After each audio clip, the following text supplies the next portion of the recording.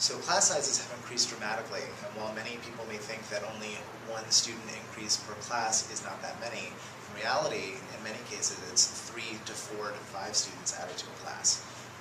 Numerous teachers that across the hall from me in other departments are teaching classes that have upwards of 5 to 7 to 8 students that are special ed and IEP in their classes, and we don't have the capability to have any kind of special ed co-teacher in those classes because there's just not the numbers. We don't have the ability to do that. We only have 3.5 positions in our special ed department to be able to be a co-teacher. So we have numerous teachers that are spending 2-3 hours a day working with these extra students, doing tutoring, doing other programs, because their class sizes that should be capped at 24 end up being capped at 27, 29. I had an AP class with another teacher as well. Our numbers ended up climbing to 38 and 39 in an AP class. It's impossible to give the rigor that our children deserve in order to challenge them in an appropriate way if we've got class sizes of that magnitude. So trying to get 5 different classes in a 3-block day, well, 3 blocks that I'm teaching, and getting their assignments turned back in a regular, timely manner is very difficult when I have a class of 36, a class of 34, and then a journalism class that's 2 levels in one class. It's very difficult. I had a baby this year, and the added cost of childcare while I'm in school has been a substantial burden. I'm thousands of dollars in debt because I'm taking more classes to increase my professional development, to become a better teacher. And instead of supporting me in that, I've lost part of my pay. I have gone 4 years without a pay increase, and my debts have doubled. My husband and I are looking into the possibility of me just leaving the profession so that I can be a stay-at-home mom, because trying to keep the child in daycare, and if we have another one soon, it's not going to be prudent of us to try and keep me working and try to support our family. We're trying to do what all the other people in the world are trying to do. Get a house, raise a family, and be happy in our jobs.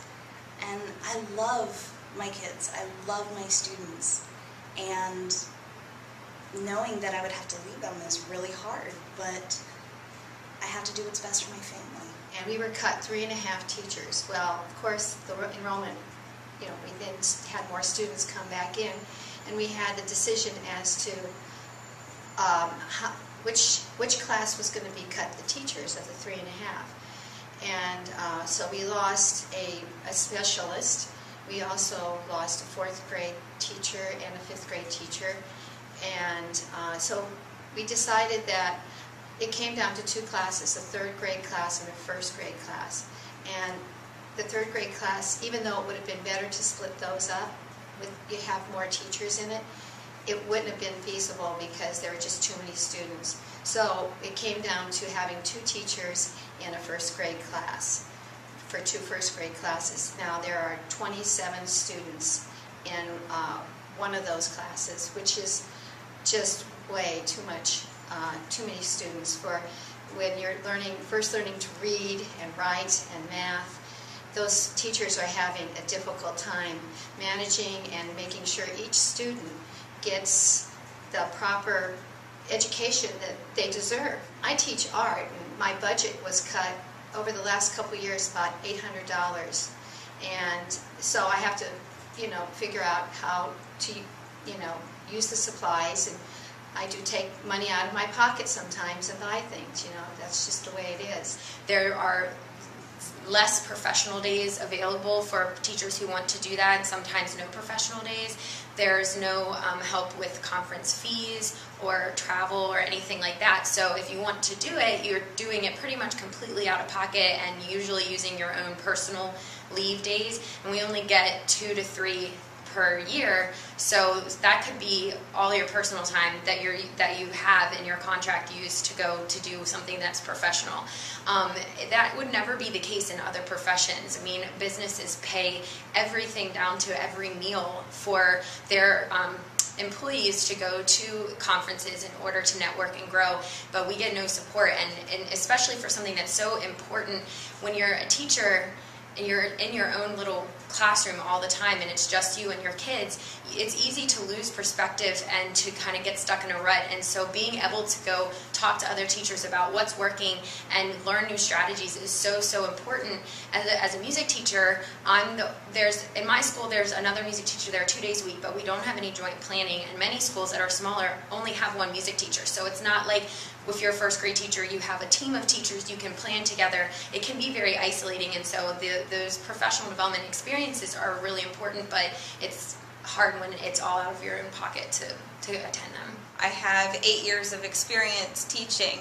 However, I'm still being paid less than $2,000 more than somebody who has just graduated from college. I have no family here.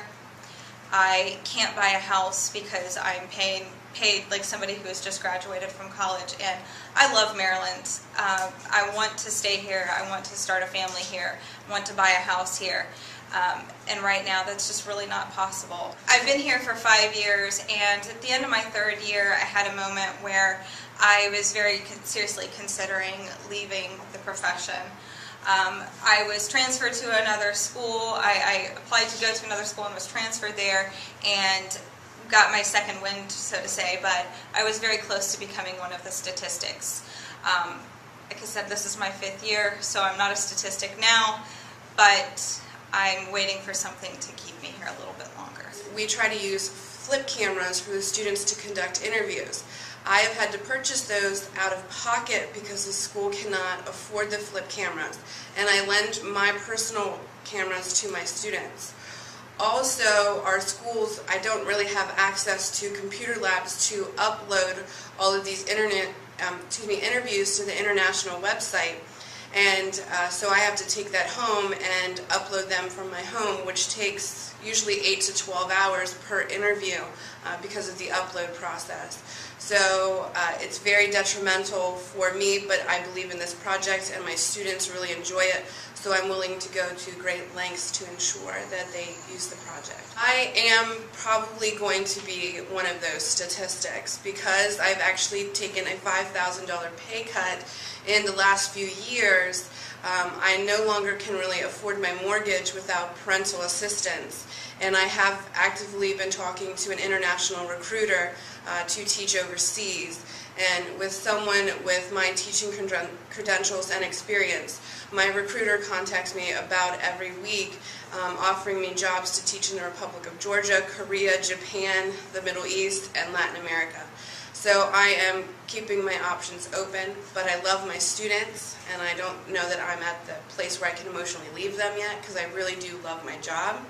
I just don't love my paycheck. The students are the ones that are actually being affected, and no one really realizes it.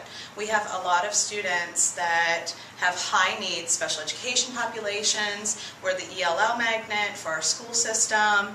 We have a lot of lower income or socioeconomic status students that can't afford materials, they don't have the supports at home, and the school isn't giving it to them either, because with budget cuts we're losing support staff, so the kids aren't getting the individual attention they need. We're losing materials because department budgets have been cut, so I personally am having to make up for that out of my own pocket.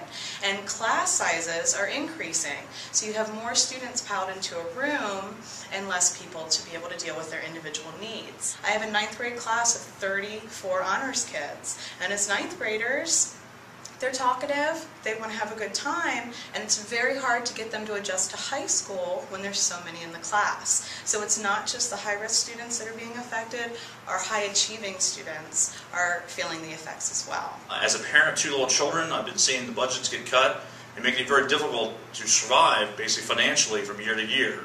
I am a 10-month employee, do not receive a paycheck during the summertime, and trying to save enough money to survive July and August is becoming more and more difficult each year. I also have a son who is 5 years old, who's enrolled in the same school system I work in. He's special needs. He was born with Down syndrome, and in the last 3 years he's been enrolled in the pre-K program at the local school. And during that time, he's made a considerable amount of progress. He's moving forward, but I'm very concerned with these cuts in special education and what's going to happen to him over the next couple of years.